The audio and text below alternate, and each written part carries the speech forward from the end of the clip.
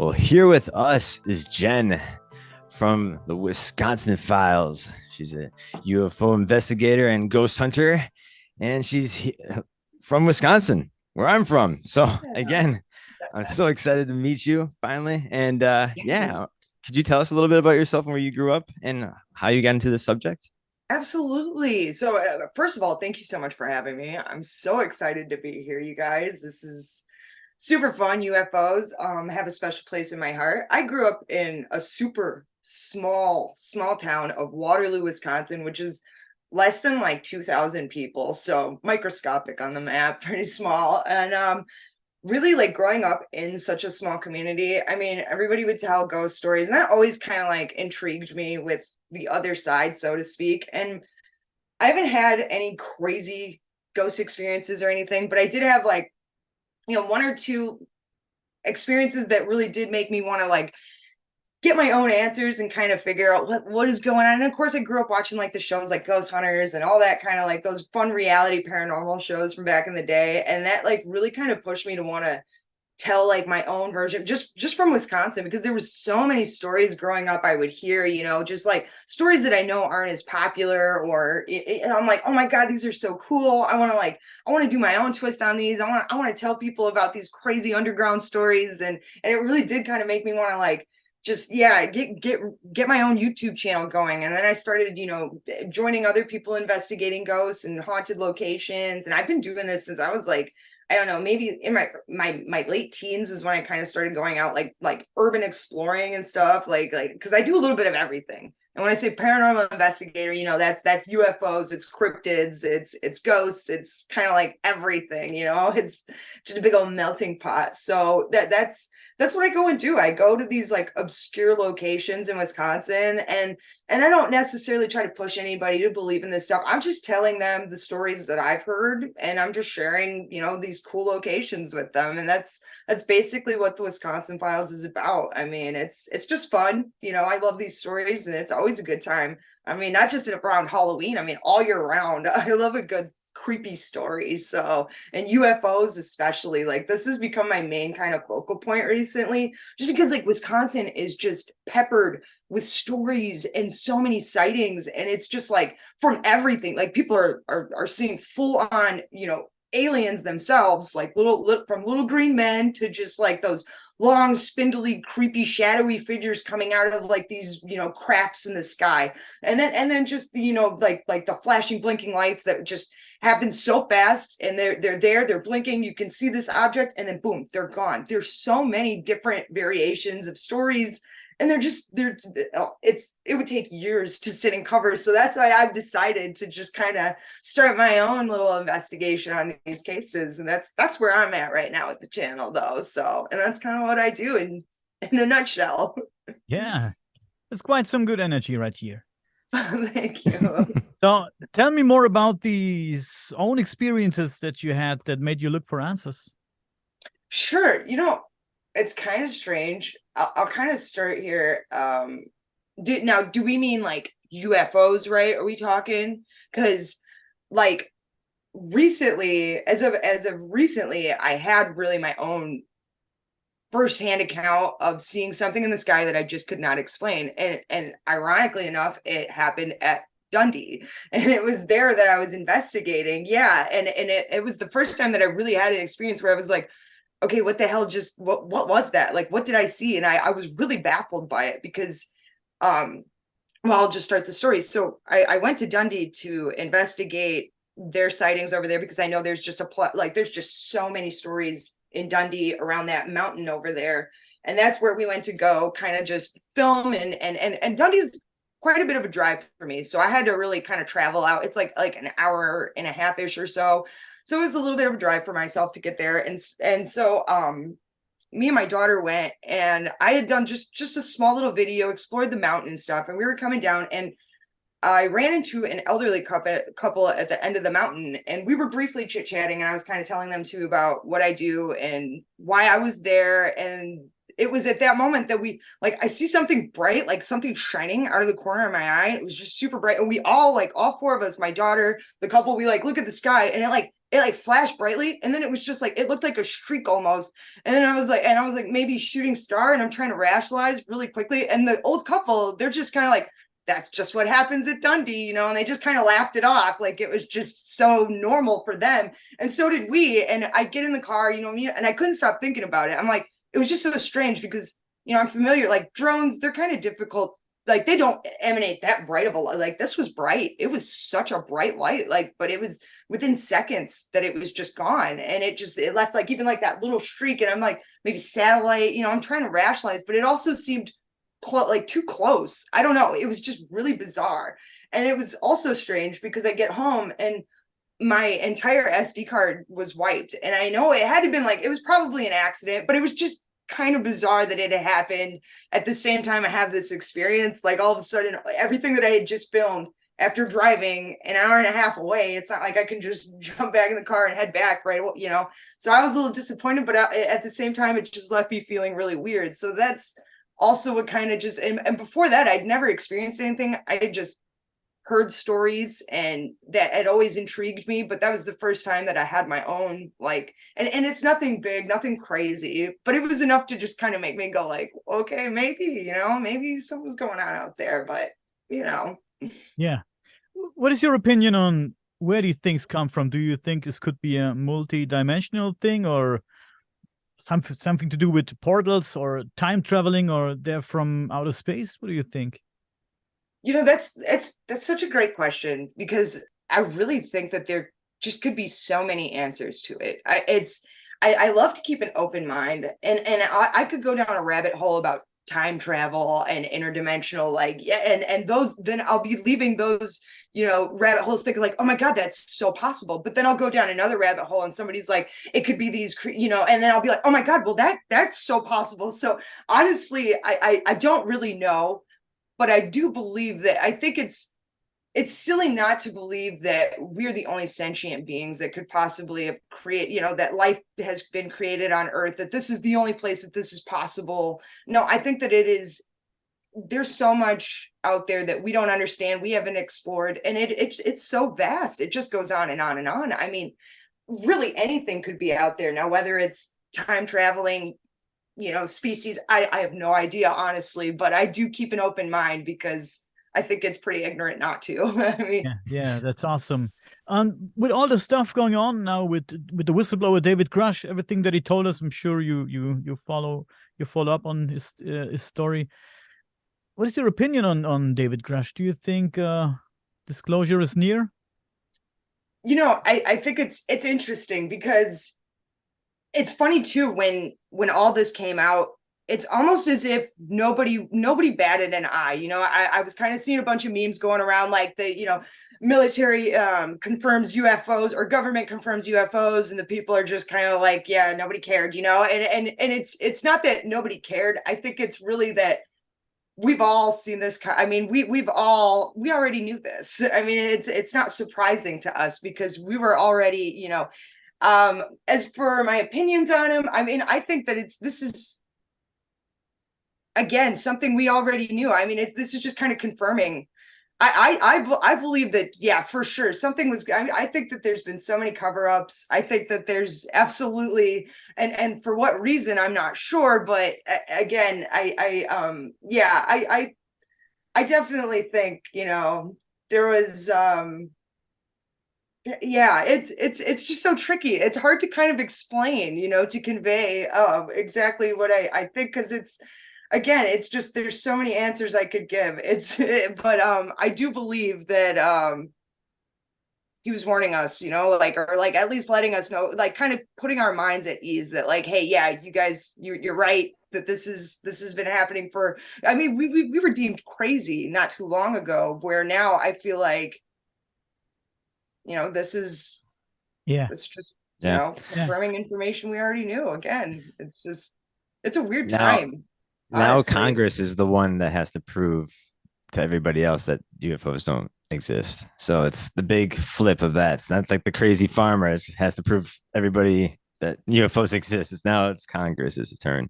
So again, I think it might be a slow drip of disclosure. Because again, just like what the pandemic did to all of us, we went nuts. Like we ran out of toilet paper and like ready to kill Yeah. each other. And that's the Or thing too. Yeah. I mean, that they try to kind of keep the peace, so to speak. Like they don't want everybody to like kind of panic, I suppose. Like, oh my God, right, this is real. And then everybody does. I mean, it's something we don't really, I mean, the general populace, I guess, doesn't really understand fully. So, you panic naturally. So, yeah. And yeah, again, with all these different species interacting with Earth is like, yeah, like Earth is the Disneyland of the galaxy, with all this yeah, different shit happening. absolutely. Again, they Jungle. could be interdimensional. They could be coming from outer space. They could have been here since the dawn of time with like having bases on the bottom of the ocean. I just find it so eerie that we barely know what the hell is on the bottom of the ocean, and like we know Yeah, so much about right. space. Like, And doesn't that's that not just all we trip you have out? Like, what covered. the fuck? Yeah, I don't Right. know. Doesn't sit well with me. Kind of doesn't Mm-mm. sit well with me too. With like thinking about like megalithic structures where you have these. What healthy slave are you whipping on the back to move 25 tons across the sands and different terrains miles away from where it's being Right, built? Like, why wouldn't you right. just build it right by the quarry? I have no idea. Sure. Again, it's just like, or it's like these people in the past are gonna fuck with the people in the future so heavily that we're gonna like make them just Yeah, like think that aliens fucking made these things or helped make these things. I don't know. Again, like just why didn't they just work with smaller stone and then work the way up because the technology, you know, precisely. Right. but it's just Yeah. ass backwards. It's I just I know. don't know. It Yeah. And trips me out. I've definitely have gone down those, I've sat and I've overthought that as well myself. And it's like you say, you come up with these logical explanations, like, why didn't they, like do this, and it just, again, that just opens a million other doors of a million other questions. So many questions. We talked to Avi Loeb not too long ago, and we talked about the idea if aliens traversing interstellar space are not beings from flesh and blood, but post-biological beings in the form of an artificial intelligence. I like this idea because that would solve so many problems if you send an artificial intelligence into the interstellar space to visit other planets. So I think that's a great idea. What do you think about that?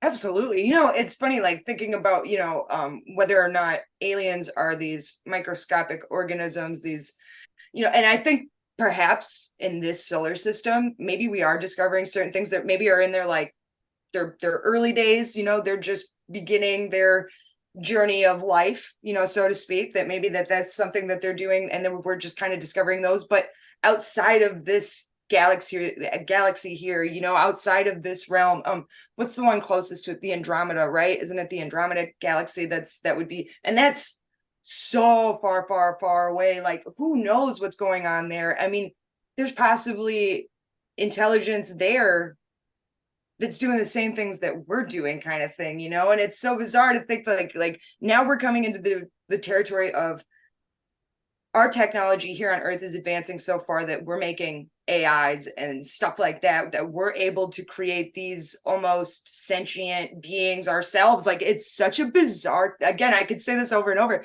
but it's such a bizarre time to be alive, that we're witnessing firsthand that we've now crossed this line of becoming God, so to speak, that perhaps these things that we're creating are going to eventually like cross that line, that they'll be able to understand feeling or human emotion. Because I'm sure you guys have seen too, like, when they ask these AIs like certain questions and stuff like that, the answers that they give can be so ominous at times, but it's like, it just chills me. It's like, oh my gosh, we're really here at this point. I mean, I'm not even sure how I feel about that, to be honest. Like, it's strange for sure. And again, like, have other, I've thought about this as well. Like what if aliens did exist somewhere else and they've already advanced and created AI, so to speak, and they've sent those things over here, and those are what are now exploring our territory. You know what I mean? Mhm. I've kind of gone down that, because what better, I guess, puppet, or test dummy than an AI to send out to explore these other, places that we can't get to. I mean, because they can live for thousands and thousands of years, so to speak. I mean, you get these things so I mean, who knows? But yeah, it's I mean, it's just strange. It's so strange. It really is. And they would be insensitive to environmental influences like exactly right. bacteria Yes. and shit like that. So right. Yes, they could survive anything. So yeah, it's just they can reproduce by themselves if they want to. And yes.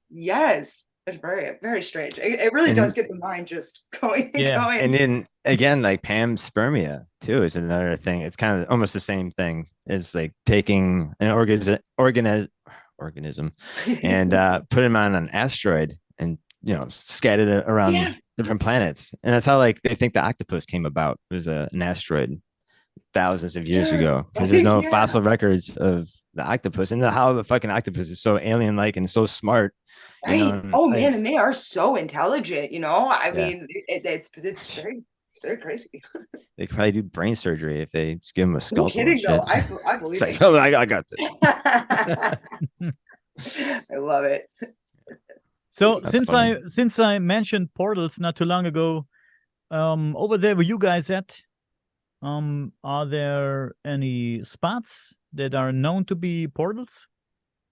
There is actually. There's a Burlington, Wisconsin has the vortex, where you actually go into the woods. There's a woman that takes people on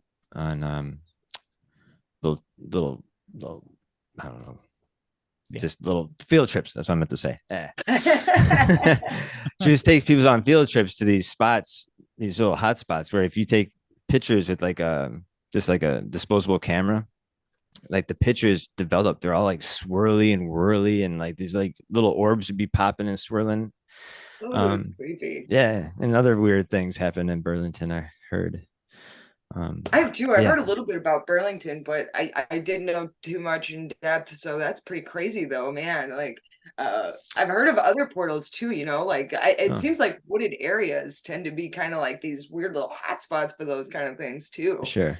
And I was thinking about Dundee Mountain being because it's a hot because it is a hot spot. It makes you wonder why they are attracting so many UFOs hovering over that. And then there's been cases in ancient times that the Native Americans called that Spirit Hill, and had actually witnessed tons of weird phenomenon back in the early times, where the early settlers were warning the white man, it's like, stay away from this mountain. This shit's crazy over here. And then too, if you ever go venture to Aztalan. Oh, I love Aztalan. I spend a lot of time in Aztalan. It's actually about like 10 minutes, less than 10 minutes from me. Yes. I go out there a lot too. Yeah, we should meet out there sometime. Definitely. One of my favorite places too. Yes. And again, very mysterious. Again, like the fact that like these people just vanished without any trace. And where did they go? And what was the reason? There was no reason. Exactly. Right? It was just so strange. And the fact that these people came from afar, and other local Indians said that they just like came with different clothing, and some even had elongated skulls, and they just built this gigantic wall for this little town they had. And they would wage war with other Indians and practice cannibalism. Yes. And, just the fact that these pyramids are huge enough that they have steps going, that you have to physically walk up the steps. I love them. Yes, they are. And they're very Aztec and Mayan. Yes, I was going to say. That's why they thought the Mayans, took their trip all the way up here, set up shop. That's why I call it Aztlan. And there's a princess there too that they the shell princess. The shell princess, that they went all the way to the Atlantic Ocean just to fucking gather up shells just to throw in to the grave with her. And that shows again, it shows how important she was, and the fact that they were just traveling that far on foot, and it makes you wonder too. They could have been coming from South America or Mexico. Absolutely. Again, very yes, that too, and then maybe the connection between the pyramids on the bottom of Rock Lake. I was just going to say the underwater pyramids. Yes, and there's about like 10 of them down there. And I got to see them once. Oh, really? Sort of. Yeah, they're elongated. It's really muggy water, and The Yeah. soil too is really muggy, so I think it's just slowly sinking up. But when the early settlers came here, they were just peeking out of the water, and they were asking the Yep. Indians what these were, and they were saying that there was stone teepees that Mhm. the ancients made and stuff like that. And again, these stones must have been there before the ice age, Yeah, like because must the lake Bronze would Age have been area or there. something. Like they went way back or something. I can't remember what they said, but yeah, it was so And long ago. I don't know if you knew about another spot 8 miles away from Rock Lake called Missouri Hill. You've heard of this place? I don't It's think so. But Wisconsin tell me. Stonehenge. It's the Wisconsin What? Stonehenge. There's Really? these monoliths that are 6 feet tall. Some have some carving on them, and then they have smaller stones that are circular around them.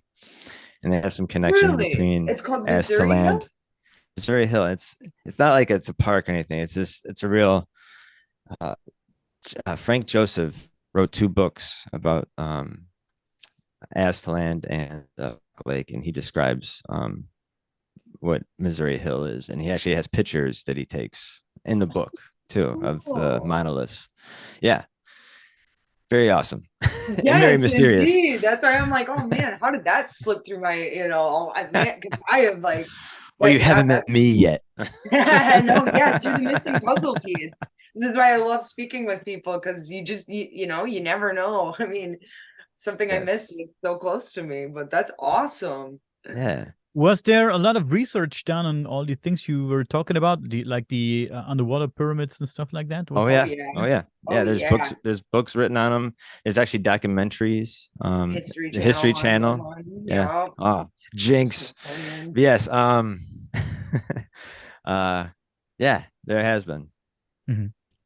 How do the media over there, where you at in the States? Like, I know I'm from Germany, and I know how our media reports on all these things. So it's almost zero, and if they do, they make fun of it. So how does the media over there report on these phenomena like UFO, the paranormal stuff like that? And how do you think the media and entertainment industry influence people's interest in these phenomena? It's so fun. I think before the media was pretty kind of harsh on these things too, and they were sort of like it was always in a joking manner. I mean, even now and again, it's funny because Milwaukee, I don't know if you'd seen like a couple of years ago, the Milwaukee news were like live broadcasting and they caught these strange like lights flying through the Oh sky, and yes. it had Yep. everybody kind of like all shocked in the studio because they just couldn't explain it. And it was really bizarre. But I always think that like yeah, UFOs, I think those are always like highlight news stories. Just it's good entertainment regardless. I think that it's not exactly taken as seriously per se, but it's definitely, it's I think it definitely makes good news for sure. And the media is like a two-edged sword, it's hard to I guess gauge which studios are going to be I because I've seen some news reports where like or some media coverage where it was the most serious case they'd ever covered, and they're out there like on the field just getting into it, like taking, and then others that are just kind of like, oh yeah, they all saw these weird lights in the sky and it's just kind of a joke, so but yeah. Oh, excuse me. I almost choked there for a second. I apologize. I'm gonna take No a little worries. drink. No worries. Don't die on us right here. Don't No, die. I don't want to do that. I want to talk about No, aliens. no, no, don't die. So, Excuse me. what are your favorite UFO cases from your spot where you at? Oh, I mean, there's a go lot. for I know there's a lot, but what is the most interesting that you heard of, or the most interesting cases? It's so hard. It is so hard because oh man, it's got to be honestly probably I haven't gotten to delve into this case too much, but there was a story of a lady that claimed to have been full on abducted by aliens, and it was from here in Wisconsin. And but she really claims that these aliens had kidnapped her and performed these bizarre, I don't know if they were tests or what have you, but they did very strange things to her body. And I mean, like stories like those always intrigue me. I mean, the idea of you physically being taken from your room or wherever you are, and being removed from Earth and taken into this craft and being potentially operated on or what have you. I mean, that is just, first of all, it just scares the hell out of me. Like that would be my biggest fear, to be just taken and then having no recollection of something like that happening to you. Those ones always get me. Now, whether or not, I mean, they're just a like vivid dream or what have you. I mean, those cases are always just like, those ones are so strange. So it has to be the story of the lady that got abducted. I can't remember where it was in Wisconsin, but I think she wrote a book on it too. Like she documented, like it's a, yeah, like those cases are just so strange to me. I really like hearing about, I guess, full on abductions, because I can read so many stories about, sightings in the skies, and not that those aren't cool stories or anything. It's just, like I said, just physically being taken and having no memory of that is just so crazy to me. So that probably has to be probably the wildest case and the most intriguing. Yes, I actually know that when you're talking about. Yeah. I was gonna pull some pictures on some of the cases here in Wisconsin. And I actually have that book title that I actually have a picture of too. That was just so funny that you just mentioned that. I was like, oh yeah, I think she's from if it's Middleton or somewhere near Madison. Something like that. Yeah, you might be right. It might be, yeah, but yeah, it was a pretty popular story for a minute there. Yeah, this is out in Dundee. Where did you go to this UFO headquarters? I didn't get to stop in. It was closed too when I was out there, but we did drive by, and I did film it on my way in, but my SD card was wiped, so I have none of it anymore. I have none of those. Yeah, no, I actually went to this place and I got to meet the owner, and he was awesome. He actually he actually died, I think, last year. I saw that. Yeah, that was sad. Yeah, he's awesome. He showed me his personal UFO photographs that he took over the lake. That's where this UFO headquarters is, and his inside of it is really wild. It's like you go in there, it's almost kind of like it's kind of like the X-Files. They have old newspaper trimmings of like everything, and that's another thing, that everybody who goes in this bar is just talking UFOs. And I just thought it was so funny. Like that was the subject matter. No one else is talking about other like sports or anything, but people are going in there talking about aliens. I love it. That would be my kind of place. Yeah, exactly, right? I was like, shit. And, yeah, some of the news clippings and stories from others, and I was just tripping out when I was walking in there. It was like X-Files. Yeah, I wish they were open when I'd come through. Yeah, so cool. Yeah, in this other case, where does it say? I can't read it from the bottom here. Meryl? Is it Meryl? Sorry, I can't. That's Melon. Melon Ashland. Oh, Melon. I'm sorry. Oh, sorry. Melon. Melon, Wisconsin. And then this whole family, the Baker family, saw this UFO land right in front of their driveway. I know this one. Yeah. You know this one? Yeah, this one's cool. A little bit, yeah. And then this dad walks up super close to it, and he said it kind of looked like a turtle with a bunch of lights, and it had this glowing aura around it. And and then I guess the kids are kind of tripping out, like, Dad, don't get any closer to it. You don't know what the hell is gonna happen to you. And then shortly after that, just like shot up into the sky like a gun or like a bullet. But yeah, I thought it was interesting. And in this case here from what is that? Elmwood. It's back in 1972. This guy saw this UFO shaped thing land on his property. And it was pretty awesome. And then the fact that this town has tons of signs of the UFO hotspots and where it's been witnessed and what years, and I love it. Like I said, they take it serious in these little cities. Like, yeah. And then we got Joe Simonton, 1961, when he was sitting in his kitchen eating some, I don't know if it was breakfast or lunch, and he just happened to look out the window and he saw this UFO come down like an elevator, and he goes outside and this thing opens up like a little hatch, and he said it looked like an Italian man with penetrating eyes, kind of came out and was holding like a jug, an empty jug, and he's like, I think I know this one. he didn't say a word, but was motioning for water, and he's like, oh shit, so okay, I'll get you some water. And for the exchange of water, he saw there was two other men inside the craft making something on like a flatless, flameless grill, and it was these like little fucking pancakes that he's holding up. Yeah, yes, it is. That's what And I then thought. he, he's trying to communicate with them. I was like, well, do you want me to eat this? Does it taste good? And took a bite of them and said, tasted like a piece of cardboard.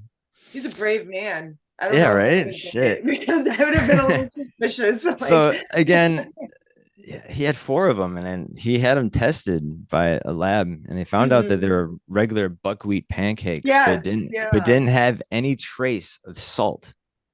So that's the kicker. So everything on Earth has a trace of salt, even us, and everything on Earth that's organic has a trace of salt because of the oceans.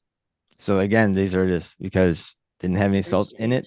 It might have been made out of this world. So again, it's bizarre. Again, strange. And then this is what it looked like. The Italian man saying, I need some water. I need some H2 Izzo. Water. And looks like a trophy that he's giving. Does it? Yeah.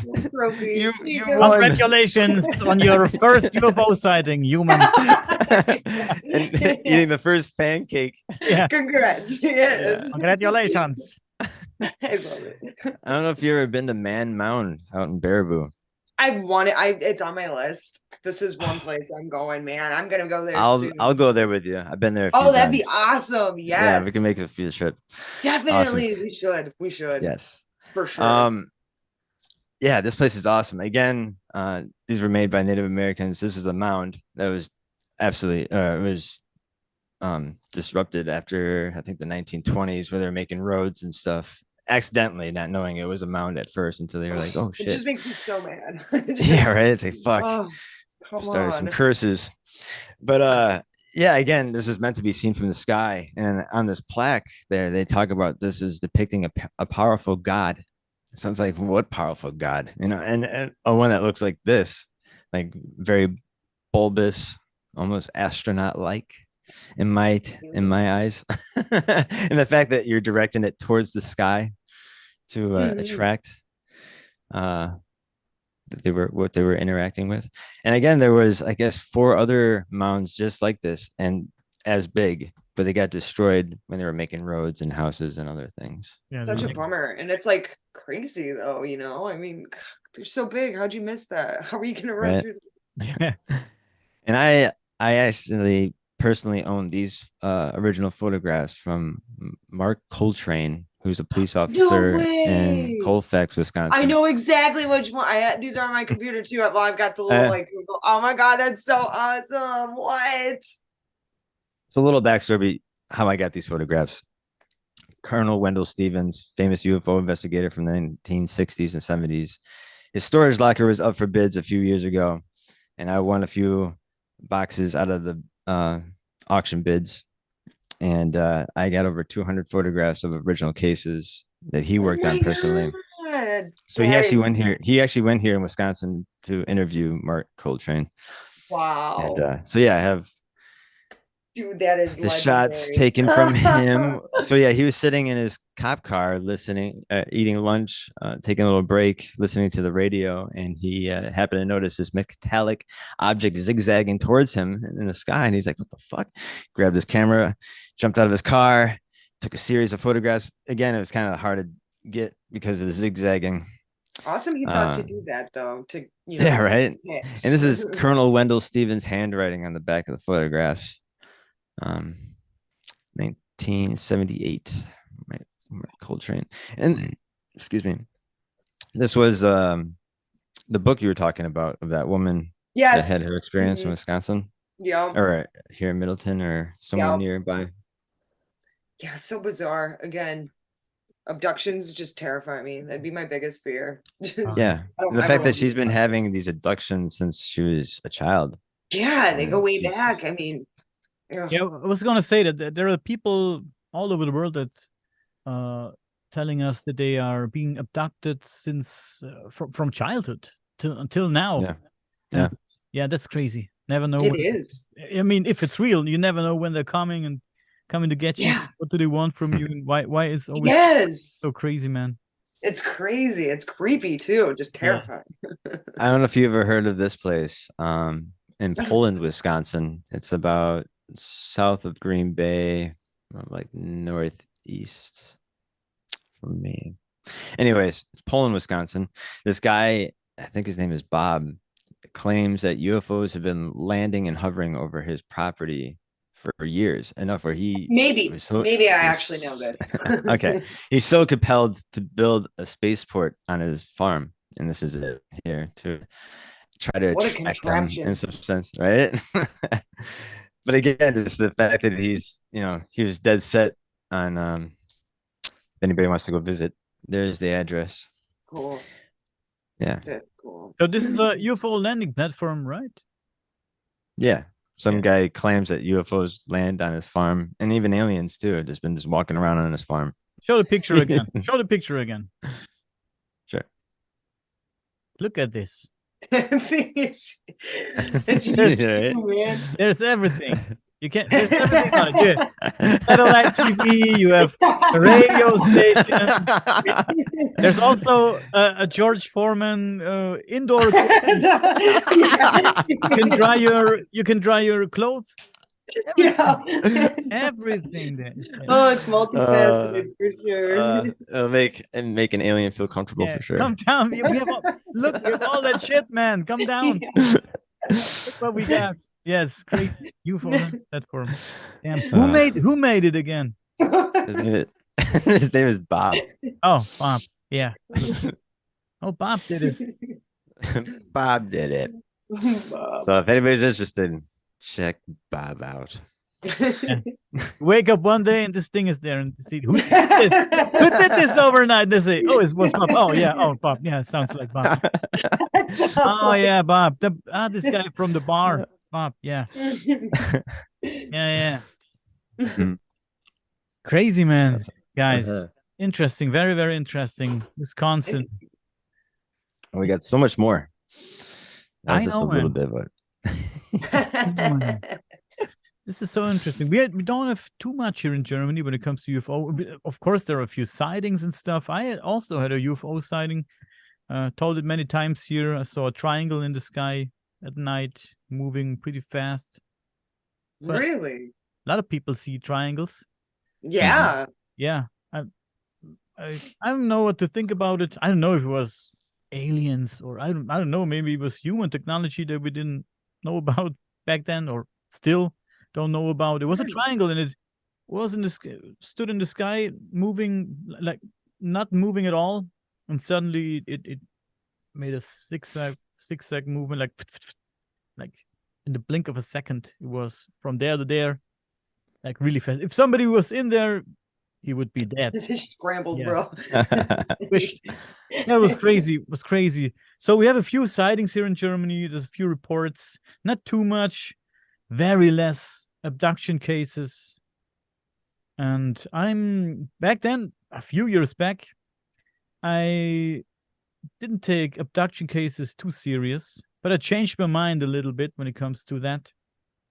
And there's a few things that I changed my mind about. I was this guy that always said, I don't think that aliens would come to visit us because we're not interesting enough. What do they want from us? Imagine being a being from outer space, from God knows where, and being, let's say, 500,000 years ahead of us. And now imagine the things they might talk about. And now imagine yourself standing beside these two guys talking about stuff We're like cavemen. 500,000 years ahead of us. There's no way for us to join this talk. So I always said maybe we're not interesting enough, but maybe I changed my mind a little bit. I made a little turn, but because we are a civilization that advances all the time. Look at the cool shit we produce. We every day, like we went from telephone brick to small cell phone to Right. computers to this to that, and yeah, it's advancing every day. Every day we find something new, and something new is created. So maybe they are observing us. Maybe we're interesting though. They're looking at us and say, let's see how they are in, let's say, 1,000 years or 2,000 years. Maybe they're looking at us. I don't know. I don't know.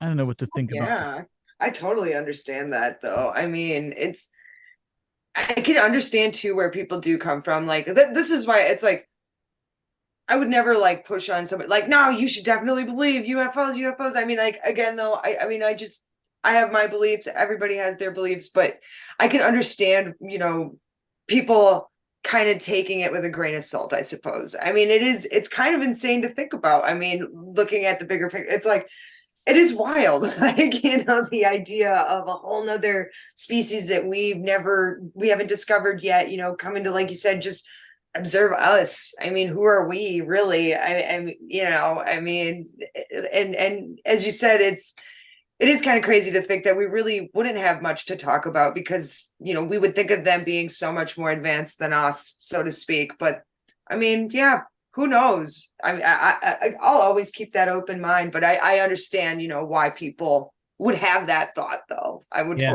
totally understand. Yeah. Some people say maybe they're coming for, I don't know, resources like I don't know, gold or metals or maybe even water, but you can find all that anywhere in space, even water. Yeah. Go to you can, if you want water and don't want to be seen, you go to one of Jupiter's moons like to Europe and Mhm. get yourself some ice and water. Yes. So there would be more easy Options up ways there. to Yeah. get all this stuff. So I don't know why Earth is interesting, but maybe there's not too much planets out there where there is life like ours. So they're observing every planet. Exactly. Right. Yeah. You just don't know. You just don't know. Hmm.